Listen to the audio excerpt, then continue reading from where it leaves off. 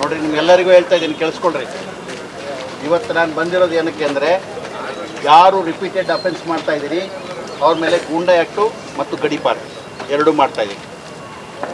ಯಾರ್ದು ಡೀಸೆಂಟಾಗಿ ಬಿಹೇವಿಯರ್ ಇದೆ ಮತ್ತು ಯಾವುದೇ ಆ್ಯಕ್ಟಿವಿಟಿಗಳಿಲ್ಲ ಅಂಥವರ ರೌಡಿ ಶೀಟ್ಗಳನ್ನು ಕ್ಲೋಸ್ ಮಾಡ್ತೀವಿ. ಯಾರ್ದು ರಿಪೀಟೆಡ್ ಅಫೆನ್ಸ್ ಇದೆ ಬರೆದಿಟ್ಕೊಳ್ಳಿ, ನಿಮ್ಮ ಮೇಲೆ ಗೂಂಡಾ ಆ್ಯಕ್ಟ್ ಬೀಳ್ತದೆ. ಆಮೇಲೆ ಇದರಲ್ಲಿ ಯಾರಾದರೂ ಡ್ರಗ್ ಕೇಸ್ನಲ್ಲಿ ರಿಪೀಟೆಡ್ ಅಫೆಂಡರ್ಸ್ ಇದ್ದರೆ PIT and D P S ಅಂತ ಒಂದಿದೆ.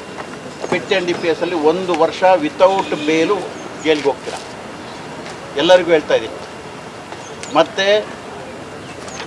ನೀವು ನಿಮ್ಗೆ ಒಳ್ಳೆಯ ಒಂದು ಅವಕಾಶ ಕೊಡ್ತೀವಿ, ನಿಮ್ಮ ಬಿಹೇವಿಯರ್ನ ಬದಲಾಯಿಸ್ಕೊಳ್ಳಿಕ್ಕೆ ಒಂದು ಒಳ್ಳೆಯ ಅವಕಾಶ ಕೊಡ್ತೀವಿ.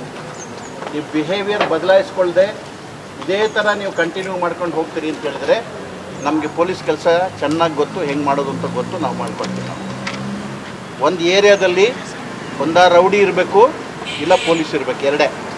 ಒಂದ ರೌಡಿ ಇರಬೇಕು, ಇಲ್ಲ ಪೊಲೀಸ್ ಇರಬೇಕು. ರೌಡಿ ಇದ್ದಾನೆ ಅಂತಂದ್ರೆ ಅವ್ನು ಪೊಲೀಸ್ ಇದ್ದು ವ್ಯರ್ಥ.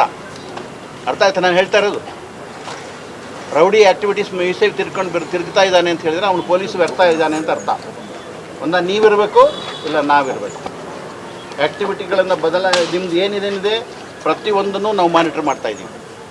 ಪ್ರತಿಯೊಬ್ಬನ ಚಟುವಟಿಕೆಗಳು ಏನು ನಡೀತಾ ಇದೆ, ನೀವು ಎಲ್ಲಿ ಹೋಗ್ತೀರಿ, ಎಲ್ಲಿ ಬರ್ತೀರಾ, ನಿಮ್ಮ ಅಸೋಸಿಯೇಟ್ಗಳು ಯಾರು, ನಿಮ್ಮ ಇನ್ಕಮ್ ಸೋರ್ಸ್ ಏನು, ಎಲ್ಲವನ್ನೂ ನಾವು ಮಾನಿಟರ್ ಮಾಡ್ತಾಯಿದ್ದೀವಿ ನಾವು.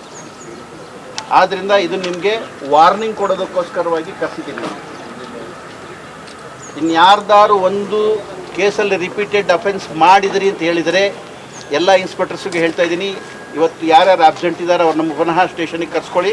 ಯಾಕಂತಂದ್ರೆ ಹಿಂದಿನ ಹತ್ರ ನಾನು ಹೇಳೋದು ಲೇಟ್ ಆಗಿದೆ, ನಮ್ಮಿಂದನೇ ಸ್ವಲ್ಪ ಡಿಲೇ ಆಗಿದೆ ಹೇಳೋದು. ಸೊ ಯಾರ್ಯಾರು ಆಬ್ಸೆಂಟ್ ಇದ್ದಾರೆ ಅವ್ರನ್ನ ಕರ್ಸ್ಕೊಳ್ಳಿ. ಈಗ ಬಂದಿರೋರಲ್ಲಿ ಯಾರದ್ದೇ ಒಂದು ರಿಪೀಟೆಡ್ ಅಫೆನ್ಸ್ ಆದರೆ